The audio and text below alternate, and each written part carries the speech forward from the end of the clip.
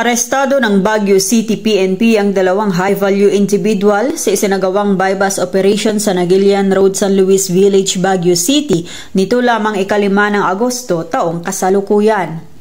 Matagumpay ang operasyon dahil sa pagtutulungan ng pinagsanib na operatiba ng Police Station 1 Baguio City Police, PDEA CAR, PNP DEG at Special Operations Unit Cordillera Administrative Region.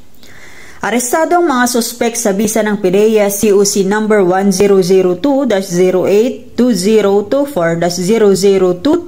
at matapos basahan ang kanilang mga karapatan sa salitang kanilang naiintindihan, dinala ang mga suspek sa tanggapan ng pulisya para sa tamang dokumentasyon at wastong disposisyon. Ang matagumpay na operasyon ay patunay lamang na ang pambansang pulisya ay patuloy sa pagpapatupad ng kanilang sinumpaang tungkulin kontra kriminalidad at kontra droga na aayon sa programa ng kasalukuyang administrasyon na magkaroon ng maunlad na bansa para sa sambayanang Pilipino tungo sa isang bagong Pilipinas.